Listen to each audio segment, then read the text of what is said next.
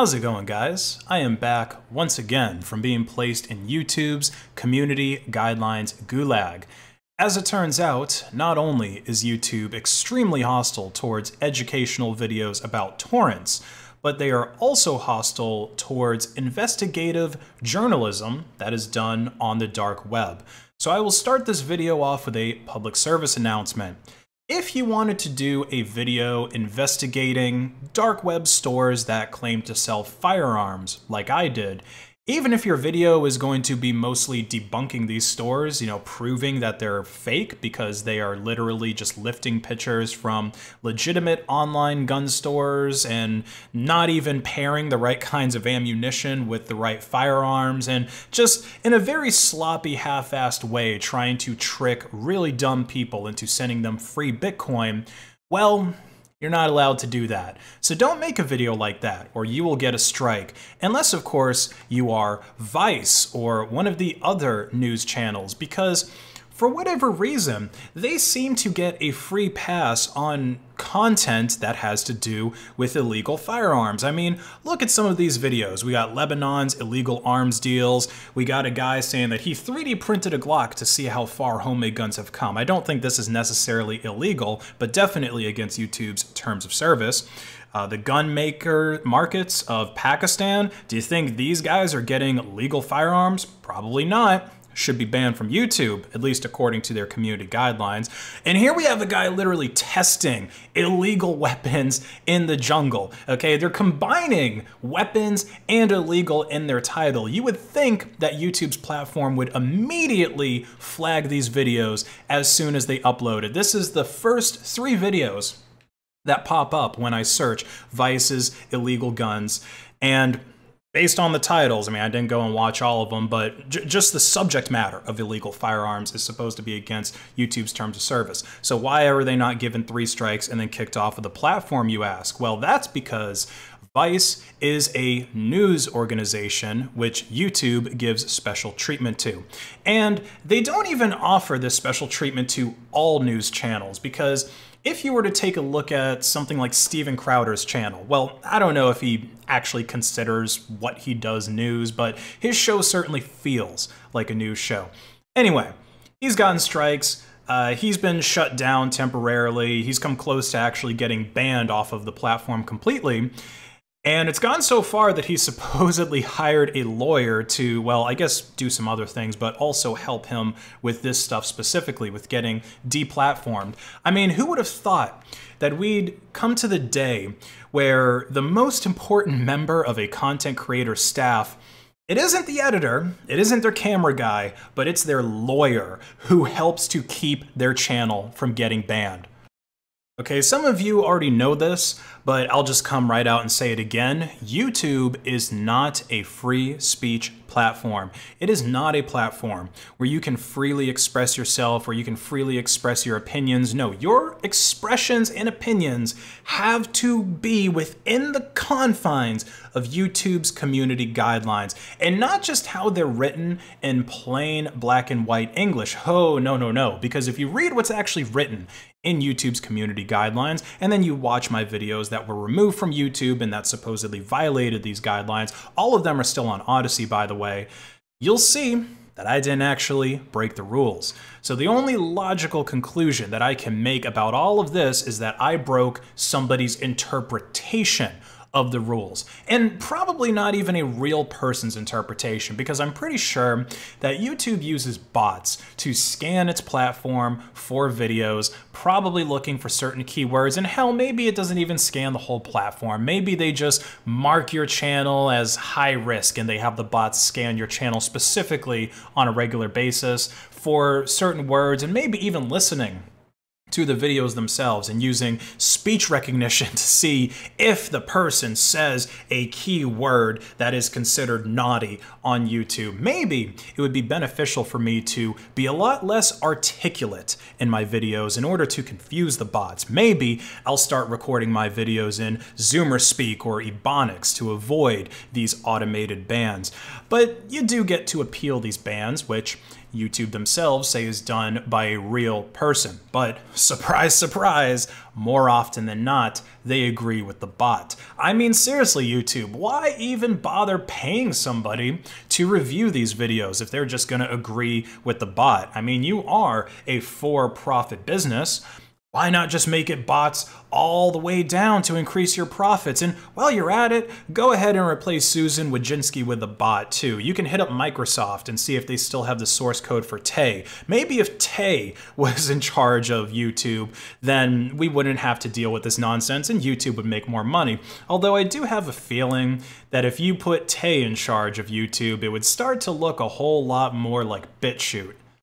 But you know, it's not just me who has dealt with this kind of nonsense, having my channel struck and then almost deleted by YouTube. As DistroTube pointed out in a video that he made the other day, which, by the way, thanks for shouting out my Odysee channel, Derek, and bringing some attention to what was going on. That is where I'm going to be posting videos that are against YouTube's hidden terms of service from now on, especially during my probationary period here on YouTube. So definitely subscribe to Odysee, my Odysee channel, if you're interested in some of that exclusive content. But as Derek pointed out, other channels in the free software community, like one that comes to my mind is Luke Smith, has been pushed to the brink of destruction. At least their channel has been pushed to the brink of destruction for the unfair application of YouTube's community guidelines. One of the strikes I remember he got was supposedly for racism or bullying because he used a word which is apparently a racial slur for Indians, which I guess I won't use in these circumstances, but it rhymes with Majit. Now, the strange thing about this is, well, for one, the video wasn't at all really about bashing Indians. It's just something that he said in passing, which is important because context matters. I mean, if he made a video that was like, oh my God, these Indians, then yeah, maybe that's something that's worth a community guideline strike. But you know, this so-called slur, I wasn't even aware that it was a slur. I thought that it was actually a legitimate Indian name. I mean, don't get me wrong, I'm obviously not an expert on Indian names or Indian culture, but I've worked with a lot of Indians throughout my tenure, and the way that it's spelled and the way that it sounds really makes it seem like it's a real Indian name. But anyway, you would think that using a word like that, which may or may not be associated with certain stereotypes or even negative ones, would not be that bad, considering that there are other examples of things like this. A name, which is associated with negative, I guess, racial stereotypes. There's other examples that are very prolific on YouTube. Take Karens, for example. So this is a name that is used to describe a usually middle-aged, stuck-up, snobbish, entitled white woman who likes to complain about everything and call the police or talk to a manager about nothing because somebody else is doing something fun that they don't like and they're just not getting their way. As far as I can tell, this is a negative stereotype in the same way. But there's Karen content posted all over YouTube, okay? Some of these videos are getting many, many millions of views. Like, look at this. This one's got almost 10 million views. And don't get me wrong, I'm not trying to say that, oh, calling somebody a Karen is racist. I mean, my barometer for racism, I guess, is broken in current year. I don't know what it is. Maybe it's because I grew up watching Mad TV and Chappelle's Show, which had a lot of skits that would be considered racist by today's standards. But if YouTube is going to remove content just because somebody said something which can be interpreted as racist, then you should really consider applying that consistently, because I see no difference between this and what Luke Smith did. And while we are on the subject of Linux content creators that have been banned from the platform, there is also the Linux Experiment, which for a short time had his channel deleted and all of his videos removed, which is very surprising because if you guys watch the Linux Experiment, he is really not controversial at all. Like, I get it. My deepfake Luke Smith and I, we occasionally engage in some wrong think that has definitely put us in YouTube's crosshairs. I wouldn't be surprised if the admins watch our videos with their finger on the ban button, just ready to completely destroy us if we, go too far into the area of wrongthink. But the Linux experiment, I mean, seriously, what the hell did they do? Well, apparently, he did a giveaway without following YouTube's rules, very specific rules about giveaways.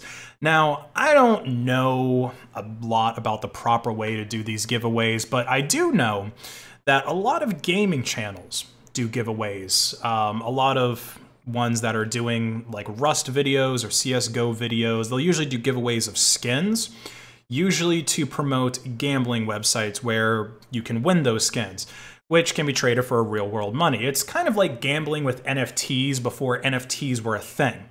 And the funny thing about that kind of content or those kind of giveaways being on a gaming channel is the fact that gaming channels are marketed to children. Now, yes, I know that the creators these days have gotten a lot better with this specific thing because they will always tell people, hey, these gambling sites are for 18 plus or 21 plus. Okay, they're not directly telling children to go gamble, but they're still doing the promotion on a gaming video, which lots of children watch. It's kind of like putting a Jack Daniels commercial on Disney Plus. Sure, there's adults that watch that, but the majority of the audience are children, and the content is made for children. But hey, YouTube doesn't have a problem with it, so who cares what my opinion is anyway? But my conclusion on these many instances of treachery and unfair enforcement of the rules of YouTube is that it's proof that YouTube, and by extension Google, is clearly no friend of free software. Why else would they be so hostile towards Linux channels? Google can talk all they want about how they love open source, and maybe they do when it's profitable for them, but if you dare talk about a technology that lets you circumvent Google spookiness in some way, or even if you're just trying to do some investigative journalism into the happenings of the dark web, but you're not in the club of the trusted official news sources, then you might find yourself getting shut down by Google. So, like and comment to hack the algorithm. Subscribe to me on Odysee, which is an actual free speech platform where you can see my videos that Google deleted. And have a nice rest of your day.